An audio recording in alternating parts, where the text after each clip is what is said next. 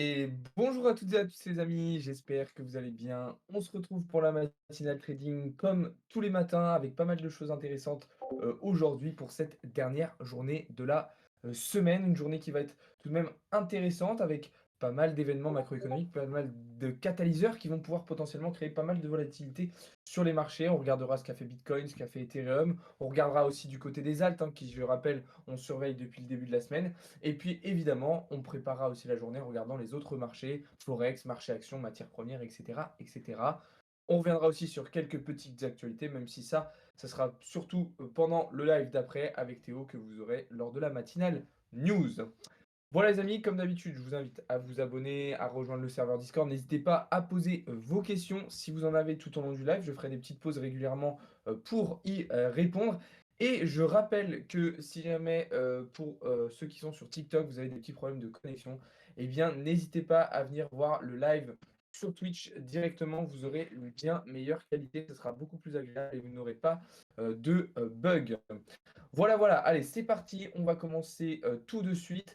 Bitcoin qui est légèrement sous les 28 000 dollars ce matin. Globalement, on est baissier en fait depuis le milieu de semaine. On avait fait des très très belles performances depuis lundi, hein, entre lundi et mercredi, on avait eu un marché plutôt intéressant sur Ether et sur les alts.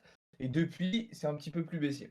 Alors lui, Bitcoin est toujours dans la même situation. Il est toujours dans son range, dans son gros range ici entre 26,5 et 28,4. Et là, depuis un peu plus d'une semaine maintenant, il est dans la partie haute de ce range, justement, entre les 27 650 et les 28,4. Donc, on a un resserrement sur le haut du range, on a une sorte d'accumulation très latérale avec quelques tentatives de sortie haussière, quelques tentatives de sortie baissière qui étaient un petit peu plus timides, mais pas grand-chose à se mettre sous la dent. Alors, il y a eu des scénarios à court terme, hein, je pense notamment à hier soir où je vous ai partagé un petit scénario en M15 qui me paraissait intéressant sur Bitcoin, mais qui s'est pas validé au final, qui s'est pas validé. On a pu, vu qu'il y a eu quand même un petit peu de mouvement, on a pu prendre des profits, notamment ici, en clôturant partiellement sur le TP intermédiaire et en montant notre stop loss au prix d'entrée. Mais du coup, bah voilà, le trade a été fermé à BU ici. Et puis même si vous ne mettiez pas SLA au prix d'entrée, vous aviez une deuxième opportunité. Donc, vous voyez que même là, en M15, pas beaucoup de volatilité. Pas beaucoup de volatilité. On repart dans un truc de compression comme ça. Donc là, si j'enlève cette partie-là, vous voyez qu'on peut à nouveau identifier une compression de cette manière. Donc en fait, on a de la zone de compression, dans de la compression, dans de la compression et encore dans de la compression. Donc plus ça va, moins on fait de choses. Donc c'est vrai qu'il n'y a pas forcément grand-chose à se mettre sous la dent. Là, on voit que on est en train de break ici ce support et donc que potentiellement on pourrait voir Bitcoin partir en direction des 27 700 au cours de la journée. Maintenant, c'est vrai que voilà, la dominance de Bitcoin s'est stabilisée totalement, hein. On l'a déjà remarqué ces derniers jours. Et du coup, bah, c'est vrai que forcément, Bitcoin est un petit peu moins attractif. Euh, Bitcoin, bah, il y a un peu moins de transactions sur Bitcoin, il y a un petit peu moins de volume sur Bitcoin. On a eu des capitaux au début de semaine qui se sont plutôt dirigés vers Ether et vers les alts. Et du coup, bah, on se retrouve dans une situation avec un Bitcoin qui ne nous fait pas grand-chose. Alors en soi, c'est pas forcément problématique. Pourquoi? Parce qu'un Bitcoin qui fait pas grand-chose, bah, à la limite, j'ai envie de vous dire, ça laisse de la place pour Ether et pour les autres. Le problème, c'est qu'Ether, bah, après avoir très très bien cassé sa résistance des 1850, bah, il n'a pas fait grand-chose. Et puis, alors voilà, on a eu une phase de retracement. Et puis bah là, on a l'impression qu'on ne sait pas trop quoi faire. Alors, en plus de retester le potentiel support, on a une grosse zone de FVG ici à venir combler. C'est la raison pour laquelle je considère que je me suis peut-être positionné un petit peu trop tôt sur Ethereum. J'ai voulu rentrer aux 1870 dollars, mais peut-être qu'on va venir s'appuyer un petit peu plus là-dedans et ensuite repartir vers le haut. Attention, attention, puisque réintégration peut aussi dire très rapidement cassure vers le bas. Il faut absolument qu'on vienne rapidement combler cet FVG et qu'on reparte vers le haut derrière. Pourquoi? Parce que, vous le savez, dans des phases d'accumulation telles que celle-ci, si on a un fake out vers le haut, généralement suite à une réintégration, on a une cassure très violente dans l'autre sens. Donc c'est pour ça qu'il faudra vraiment surveiller attentivement Ethereum, puisqu'une réintégration serait synonyme total d'invalidation et potentiellement même d'entrer dans une toute autre configuration et d'entrer potentiellement en short. Alors personnellement, je reste plutôt confiant, d'accord? J'hésiterai pas à prendre une position, à renforcer ma position de cette manière si on vient chercher ici l'AFVG, d'accord, et qu'on vient s'appuyer un petit peu plus sur le support, avec un SL tout de même relativement serré, pour aller chercher toujours un objectif en direction des 2000 $. Ça ne change pas. Voilà, c'est toujours la même chose. En tout cas, il me tarde de voir Ethereum réaliser ce scénario, puisque c'est grâce à ce scénario qu'il permettra à un certain nombre d'altcoins de aussi performer et de nous faire des choses intéressantes. On pense notamment à Avax, hier, hein, que je vous ai partagé. Hop, alors attendez, on va se mettre, c'était en H1 si je me rappelle bien, voilà. Même chose pour Avax. Avax qui était pour moi dans une très très belle configuration hier soir en H1, avec un double bottom qui a été validé, un retest de la neckline par contre qui là n'a pas été concluant et qui du coup nous a fait toucher un SL. Alors personnellement, j'étais sorti ABE parce que voilà, je voyais qu'on était un peu trop flat. Mais voilà, un scénario encore qui était bullish. Et puis bah, au final, il ne s'est pas passé grand-chose et on reste dans ce petit range là entre 18,27 et 17,7 sur Avax. Donc c'est dommage. C'est dommage parce que les alts sont prêts à décoller. Les alts ont préparé tout au long de la semaine de belles configurations haussières, de beaux setups haussiers. On est dans les starting blocks. Il ne nous manque plus qu'un Ethereum qui valide ce scénario, un Ethereum qui repart vers les 2000 $ avec du volume et avec de l'ambition. Et dans ce cas-là, on aura peut-être droit à une petite alt season qui nous permettrait de générer des bénéfices plutôt intéressants, hein, puisqu'on a quand même préparé un certain nombre de trades, etc., sur les alts. Donc il ne manque plus que ça. Malheureusement, le problème c'est qu'aujourd'hui, on est vendredi, c'est férié dans un certain nombre de pays, on a le week-end en plus qui va arriver. Donc j'ai le pressentiment que ça va rester un petit peu calme jusqu'à lundi. Alors, le seul élément qui pourrait peut-être un petit peu faire que les marchés s'excitent cet après-midi, ça va être les résultats du taux de chômage américain que vous voyez ici. Le taux de chômage américain sur le mois de mars qui pourrait être un catalyseur macroéconomique qui permettrait au marché de s'exciter un peu. Mais c'est vraiment quasiment la seule news qu'on a cet après-midi. Alors, on a aussi les créations d'emplois dans le secteur non agricole, mais c'est pas la folie non plus.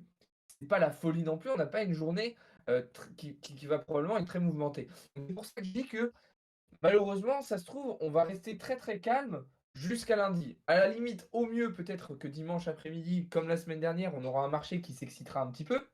Mais c'est vrai que pour le moment, je suis pas hyper emballé, et je pense que je vais rester plutôt en observation avec peut-être certaines configurations à plus court terme à venir observer.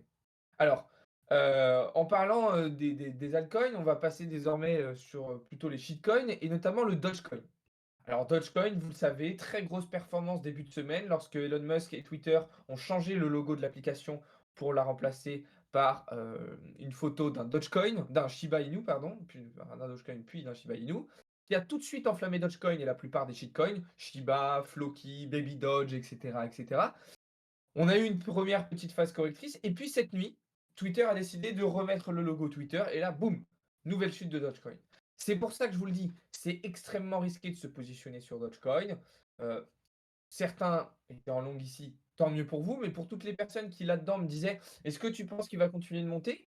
Moi, je vous disais: «Mais faites attention, il suffit qu'il y ait un retournement de situation sur Twitter avec Elon Musk qui tweet quelque chose ou qui je sais pas, qui annonce quelque chose autour de Dogecoin, eh bien, on peut se retourner très, très vite vers le bas ou alors on peut, poum, totalement exploser vers le haut». Donc vraiment, le Dogecoin, alors je dis pas que c'est impossible de réaliser des bénéfices dessus, je ne dis pas que c'est impossible de le trader sur des petites unités de temps. Je dis juste que rester exposé sur des trades, en swing sur du Dogecoin, c'est s'exposer à certains moments à des coups, d'influence et des manipulations de marché, notamment d'Elon Musk, qui peuvent soit alors vous mettre très, très bien, soit vous faire perdre très rapidement votre position. Donc faut être extrêmement prudent, vis-à-vis de ça.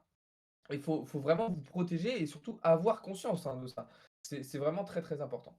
Donc voilà un petit peu ce qu'on pouvait dire jusqu'à maintenant pour le marché crypto et ce sur quoi, il va falloir se préparer, pour cette journée et pour cette fin de semaine. Alors évidemment, on va, observer le comportement du DXY, hein, qui est évidemment toujours, en chute libre depuis maintenant plusieurs semaines. Mais DXY qui montre un petit peu plus de résilience ces derniers jours, hein. On voit que depuis mardi, on a eu un DXY, un dollar qui était un petit peu plus fort, qui est revenu s'attaquer à, sa structure, hein, ici qu'il avait cassé vers le bas.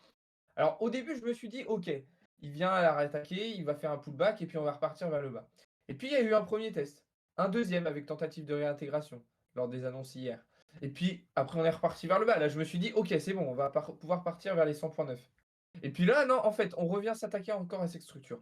Donc attention, attention DXY, puisque réintégration ici pourrait lui permettre de revenir chercher des targets en direction des 103 $ et enfin des 103 points, pardon, et donc derrière, de mettre en difficulté les assets risqués tels que Bitcoin, tels que le marché action ou encore les matières premières. D'ailleurs, en parlant des matières premières, on va regarder un petit peu ce qui se passe du côté du gold. Le gold, on se régale dessus. Là, j'ai envie de vous dire, c'est peut-être l'un des assets les plus faciles à trader en ce moment et celui sur lequel, personnellement, j'ai le meilleur taux de réussite. Je vous ai partagé hier matin un trade que j'ai clôturé en swing sur le gold avec plus de 3 000 € de bénéfices sur un seul trade sur le gold. C'était celui-là.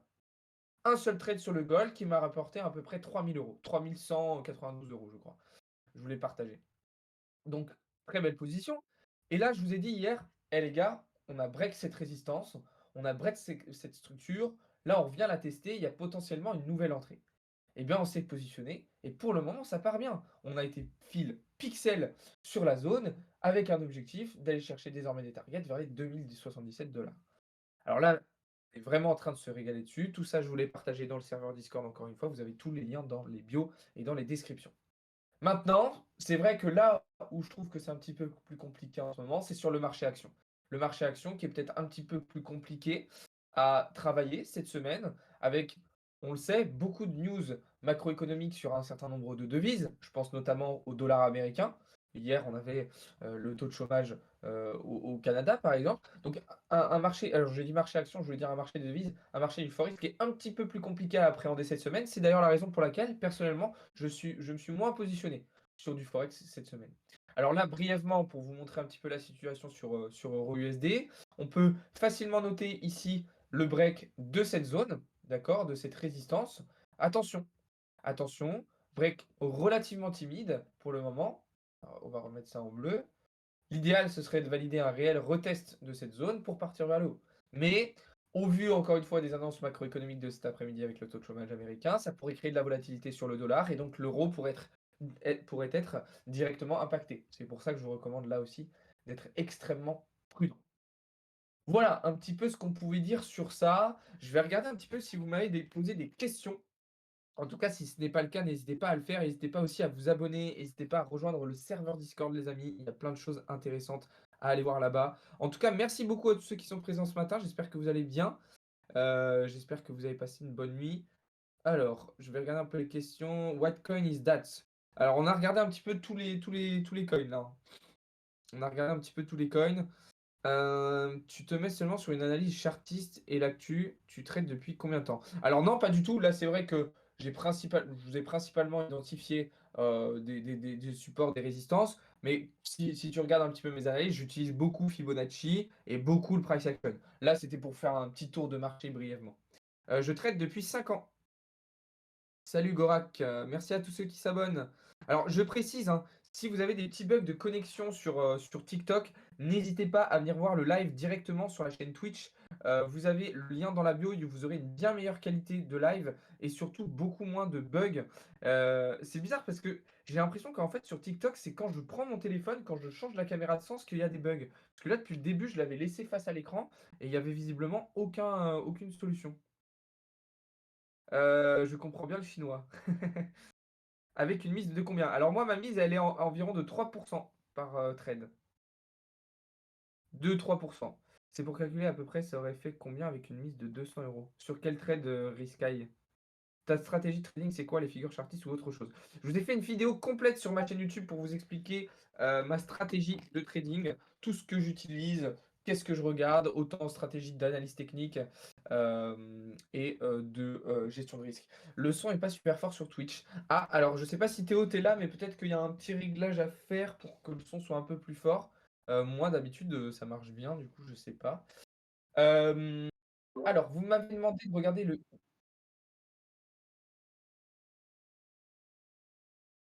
d'accord, OK. Bon, bah, c'est pas grave, ça roule. Peut-être qu'il faut que tu augmentes un petit peu ton son, David Inchalik, que c'est pour ça. Alors pour XRP, alors on avait identifié un setup plutôt intéressant ici. Personnellement, je ne suis pas rentré dans la position, ça me tentait pas plus que ça et en fait, ce que je vais faire, c'est vraiment attendre, qu'on vienne dans ma zone d'intérêt. Alors je vais vous la montrer plutôt en daily. Voilà. Non, c'était pas en daily, ça devait être en 12 heures peut-être alors. Je sais plus sur quelle unité je l'avais analysé. Ouais, ça devrait être ça. Alors moi, voilà, ma zone d'intérêt se situe ici. OK, pour moi, c'est vraiment une zone qui va être intéressante à revenir chercher pour XRP. Alors, au pire des cas, on pourra faire une première entrée ici, sur le haut de cette structure au niveau des 0,618 de Fibonacci. Mais c'est vraiment cette zone qui va m'intéresser personnellement. Donc l'idéal serait qu'on continue une phase de retracement, au sein de cette zone. Et alors vous là, vous pourrez, si vous voulez, en fait, enfin l'idéal quand on a une zone d'intérêt comme ça, c'est de se positionner dès l'entrée puisque des fois, on va juste toucher et repartir vers le haut. Et puis, si jamais on vient un petit peu plus dans la zone, de renforcer sa position avec une sorte de petit DCA, DCA de trading, de cette manière, avec une ou deux entrées de plus à l'intérieur. Donc voilà en tout cas ce que je surveille sur XRP pour le moment. Mais c'est vrai que c'est pas forcément le token que j'ai le plus en vue. Alors on a saisi des très très belles opportunités dessus dernièrement lorsqu'il a fait ses belles performances. Mais c'est vrai que dernièrement, il est un petit peu moins intéressant et c'est vrai que c'est pas forcément sur lui que je me suis focalisé, je vous avoue. Donc voilà. Putain, j'ai vraiment l'impression que c'est que dès que je change ma caméra de sens qu'il y a des bugs sur TikTok. Oui, mais le son est pas du tout pareil sur Twitch, c'est beaucoup moins fort même avec le tel à fond. OK, bon bah, c'est bizarre. C'est bizarre, mais c'est peut-être parce qu'on est sur le Discord, Théo, je pense que c'est pour ça.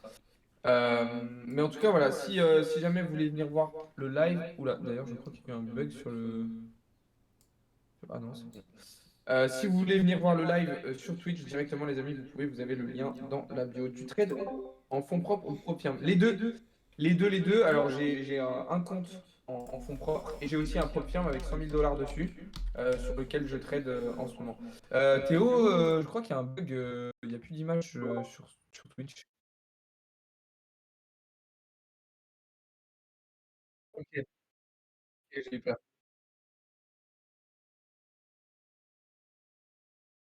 Ça roule, ça roule, ça roule. Le Gold ouvre lundi. Euh, alors, il doit être ouvert aujourd'hui, hein, normalement, les CFD sur leur rang. XRP long terme, t'en penses quoi? Alors, je suis relativement peu optimiste quant à l'avenir d'XRP. Je pense qu'il ne retrouvera pas sa jeunesse dorée, malheureusement. Pour valider le Profirm, tu as galéré. Non, ça va. Ça va. D'ailleurs, pour ceux qui veulent passer des preuves firmes, des challenges FTMO, et cetera, avec Sandro, on vous propose de vous aider à les passer. On vous propose de l'accompagnement pour que vous aussi, vous puissiez passer, des challenges et accéder à des comptes preuves firmes. Donc si ça vous intéresse, venez nous le dire dans le Discord. Vous avez une partie, mentorat et on pourra vous aider. BTC en scalp, t'en dis quoi M15? Alors attends, on va regarder ça. Ah bah si, je l'ai regardé tout à l'heure en plus. BTC en M15, je le vois plutôt partir vers les 27 700 là. Si on regarde le petit truc que j'avais fait en début de live tout à l'heure, en gros, je le vois plutôt. Alors, faudrait attendre la clôture M15, mais dans l'optique où on aurait un break de ce niveau-là, j'ai envie de dire que c'est plutôt baissier. Avec Ishimoku, on est clairement baissier. Là, on va regarder ça, mais hop, mince, c'est pas ça que je voulais faire. Là, en traçant un Fibo, on voit que on a break les 50%. Alors, on a réagi ici sur les 0,618. Donc, attention, on est sur un niveau un petit peu clé sur Bitcoin. Mais pour moi, s'il y a un break ici, on pourrait revenir chercher la liquidité qu'on a là-dedans vers les 27 700. Donc, voilà. T'as dit quoi pour euro? Comment ça pour euro? Ethereum, tu penses qu'il va redescendre avant de pump? Alors, Ethereum, comme je vous l'ai dit tout à l'heure, moi, effectivement, j'ai un setup d'entrée un petit peu plus bas désormais. J'avais tenté de rentrer à 1870, alors je suis toujours dans ce trade que je suis rentré à 1870. Mais là, je pense qu'il va avoir besoin de venir combler sa FVG ici et du coup, à ce moment-là, je rentrerai aux alentours des 1845 dollars. Pour acheter de l'Ethereum. De quoi? Pour acheter de l'Ethereum? Avis sur le nouveau projet Metaverse NFT français. C'est quoi le nouveau projet NFT Metaverse français? Tu peux montrer ta recherche typique de recherche actif et après ton analyse vite fait. Alors, qu'est-ce que tu veux dire par ma recherche d'actifs? En gros, Focus, tous les jours, tu vois, j'ai ma liste. J'ai ma liste de matières premières que je vais regarder, les actions, les devises que je vais regarder, les actions principales que je vais regarder, mes indices principaux. Donc, alors, je vais avoir les indices européens là-haut, et puis S&P 500, Nasdaq, DXY. J'ai ma liste de crypto que je vais regarder en préférence, que je me fais en chaque début de semaine. Chaque début de semaine, je me refais une liste de crypto. Donc, en fait, tous les jours, je vais faire, bah, justement, vous voyez, pendant la matinée trading avec vous, un petit tour des marchés. Et puis, c'est là où je vais identifier les premières opportunités. Je vais identifier un petit peu les premiers setups intéressants et après en termes d'analyse, bah, voilà, je pars, alors soit j'ai déjà une analyse qui est faite, tu vois? Par exemple sur Ethereum, du coup, je vais rester à naviguer entre du H4, H1, M15 et cetera. Soit si j'arrive sur un actif que ça fait longtemps que je l'ai pas tradé, je l'ai pas analysé, par exemple ici ADA, bah, ce que je fais, c'est que hop, je me remets sur un graphique vierge, je repars sur une base weekly, pour identifier vraiment tous mes niveaux et cetera, toutes mes structures de marché. Je repasse, voilà, daily, H4 et cetera et cetera. Après voilà, je vous ai fait des vidéos, hein, sur ma chaîne YouTube, n'hésitez pas à aller voir sur mes méthodes d'analyse, sur mes méthodes de trading, sur tout ça. Donc vraiment, si ça vous intéresse de voir un petit peu comment je fonctionne, bah, n'hésitez pas à venir, enfin, aller voir ça. Et puis de toute façon, quand on fait des live trading, hein, d'ailleurs, il y en aura un cet après-midi, vous pouvez voir en direct comment je fonctionne, comment je me positionne, et cetera et cetera. Et puis dans le Discord, je vous montre aussi. Tes indicateurs, alors mes indicateurs, j'en ai pas beaucoup, hein.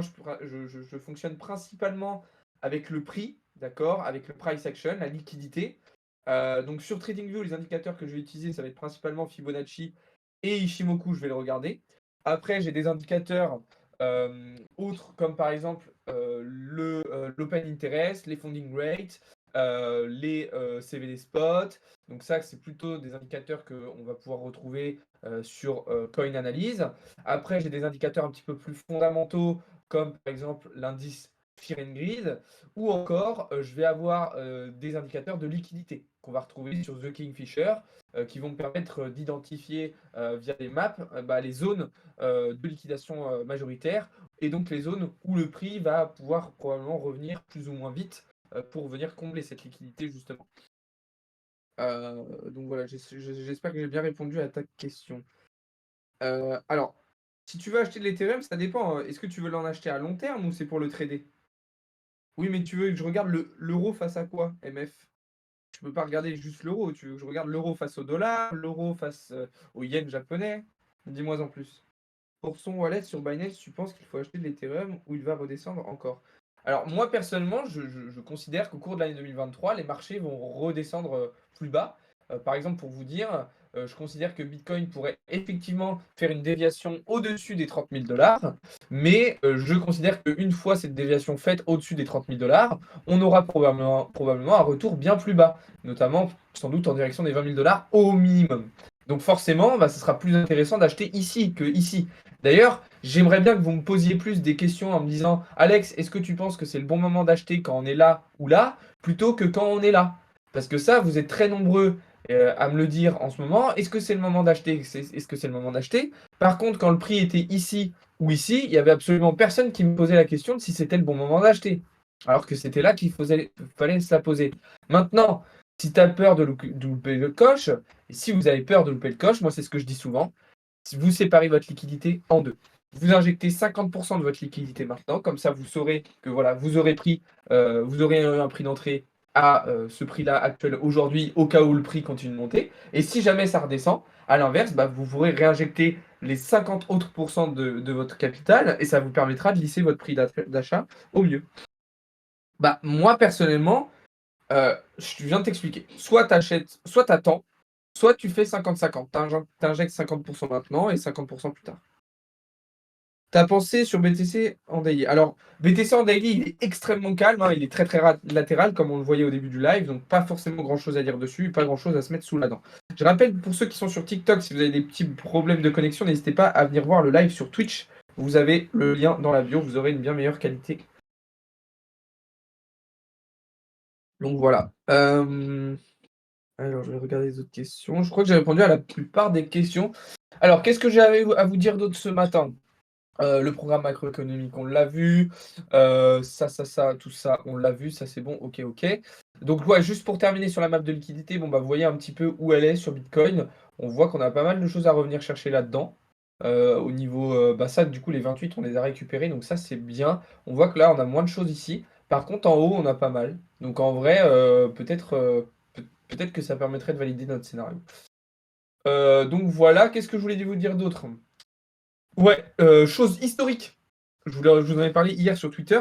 La Fed a perdu de l'argent pour la première fois de son histoire. En 107 ans d'histoire, la Fed a perdu de l'argent. Donc en fait, on observe, bah, voilà, clairement un déséquilibre entre ses actifs et ses passifs, sur le Q1 2023.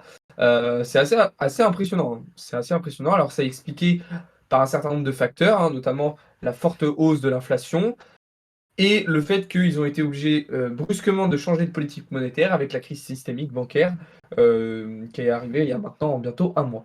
Heu, L'autre petite actu très sympa que je voulais vous partager, c'était, une découverte fantastique qu'on a eue hier. On a appris que le white paper du Bitcoin était caché dans les dernières versions macOS, depuis quelques versions. On avait le white paper de Bitcoin qui était caché dans les versions macOS, d'Apple. Donc c'est assez drôle de se dire que peut-être que tous les matins, il y a des mecs clairement anti-Bitcoin qui ouvraient leur Mac et qui avaient le white paper à l'intérieur. Euh, donc voilà. En tout cas, je sais pas comment trop interpréter ça, mais je pense que c'est plutôt une bonne nouvelle. Alors ça m'a fait rire parce que du coup hier quand je vous en ai parlé, il y en a dans les commentaires qui disaient ah ouais, et si Steve Jobs était l'inventeur de Bitcoin? Alors personnellement je pense pas, mais c'est vrai qu'il y a un petit peu plein de théories. D'ailleurs, dites-moi un petit peu dans le chat, c'est quoi vos théories? Pourquoi on aurait le white paper de Bitcoin qui serait caché dans les versions macOS des Mac, des produits Apple? Ça se trouve, on a pareil dans nos téléphones, hein, dans nos iPhones, hein. Dites-moi un petit peu, c'est quoi vos théories? C'est quoi vos théories là-dessus, sur le fait qu'on ait un white paper de Bitcoin qui soit caché dans nos Mac? Vous en pensez quoi et vous pensez que c'est quoi le message derrière? Euh, Moi, j'aime bien le jeudi pour trader. Ah ouais, pourquoi? C'est vrai que le jeudi après-midi, des fois, c'est pas mal, mais hier, il a été plutôt calme. Lundi et le vendredi, c'est à double tranchant sur les marchés. Alors moi, personnellement, les lundis et vendredis, je trouve que c'est les journées les plus boring pour trader sur les marchés. Sauf quand on a des grosses news. Personnellement, le lundi et le vendredi, c'est pas forcément les journées les plus intéressantes. Alors, le lundi, ce dernier lundi a été plutôt pas mal, mais en règle générale, c'est pas mes journées préférées. Et c'est plutôt entre mardi après-midi et jeudi soir, c'est là où je vais généralement prendre le plus de positions et faire mes meilleurs résultats. Est-ce que c'est possible que le Bitcoin descende encore plus bas que 15 400 cette année? C'est possible, même si c'est un scénario auquel je crois de moins en moins, le Rupin. Tu devrais partir sur des actifs à haute volatilité et prendre avec un petit effet levier en range. Alors, personnellement, je considère déjà que les crypto-monnaies sont des actifs à haute volatilité, hein. Le gold, pour le moment, je le vois toujours haussier, la Fuma Berthaud. J'essaie de regarder toutes vos questions, les amis. C'est quoi un white paper? Alors, si tu sais pas ce que c'est un white paper, il faut absolument que tu le saches et que tu apprennes, puisque c'est vraiment la base des crypto-monnaies. Je trouve que le jeudi, je me fais moins avoir MDR. Ah, bah ça peut arriver, hein. Alors après, je sais pas s'il y a des réelles corrélations, mais pourquoi pas. Pourquoi le gold est pas coté aujourd'hui? Ah, mais parce que c'est férié aux États-Unis. C'est férié, je crois, aux États-Unis. Aujourd'hui, on est vendredi saint. D'ailleurs, bon vendredi saint à tous les chrétiens. Passez une bonne fête. Alors là, voilà, c'est un week-end très important pour les chrétiens. Il y a Pâques lundi, donc bah, bon week-end sacré à tous les chrétiens. Vraiment, passez de bonnes fêtes avec votre famille si vous faites ça en famille. Et voilà. Et bah, c'est la fin du carême aussi, donc bonne fin de carême aussi à tous les chrétiens, bien évidemment. Oui, je trade avec levier. Je trade avec un levier x10 en règle générale. Un des devs Apple crypto friendly qui a fait un easter egg. Je l'avoue, Deadpool, ça pourrait carrément être ça. Mais en vrai, il montre que ça fait quand même plusieurs versions, hein, donc ça fait quand même un moment. En trade, comment à la baisse avec Binance? J'ai pas compris, Paquito Paquitas, ta question. Le Gold est en train de retest, je crois, non. Ouais, mais moi, je suis rentré justement sur le retest. Le lundi et le vendredi, c'est les jours où le marché se retourne souvent contre moi. Bah, le lundi et le vendredi, moi, je trouve que généralement, c'est des journées assez calmes sur les marchés, hein. Lundi, c'est le début de semaine, tranquille, on sort du week-end, et puis le vendredi, il y a le week-end qui arrive. Généralement, c'est pas des journées où il y a beaucoup, beaucoup. Moi perso, cette semaine, c'était le mardi. Ouais, moi franchement, cette semaine aussi, alors cette semaine, exceptionnellement, lundi a été très, très bon, mais c'est surtout les mardis, mercredis où là, on a vraiment les plus belles performances en règle générale. Même dans le vif, hein, sur Discord, c'est là où souvent je vous envoie le plus de positions. C'est vraiment, en règle générale, c'est ça. N'hésitez pas à vous abonner, les amis. Encore une fois, je répète, pour ceux qui ont des bugs sur TikTok, n'hésitez pas à venir voir le live directement sur Twitch. Vous avez le lien dans la bio. N'hésitez pas à venir voir aussi le serveur Discord. Vous avez là aussi le lien en bio en description. Il y a plein de choses super intéressantes à venir voir, les amis. Donc voilà. On va bientôt arriver à la fin de cette petite matinale trading. Pour terminer, je vais vous montrer rapidement le programme live de la journée. Parce que du coup, bah là, voilà, vous êtes sur le premier live de la journée, mais il va y en avoir plein d'autres. Notamment juste après moi à 9h30, vous aurez une matinale news avec Théo qui va prendre le relais. Nous, on va se retrouver bah, évidemment tout au long de la matinée dans le Discord et sur les réseaux pour des trades, des analyses, du contenu, etc. etc. À 14h, donc entre 14h et 15h, on sera de nouveau en live pour du training et notamment bah, voilà, pour suivre les résultats du taux de chômage américain et des créations d'emplois dans le secteur non agricole. Donc ça, vous aurez rendez-vous avec moi cet après-midi. Et ce soir, vous aurez deux lives. Alors, ah oui, d'ailleurs, il faut que je rajoute ça.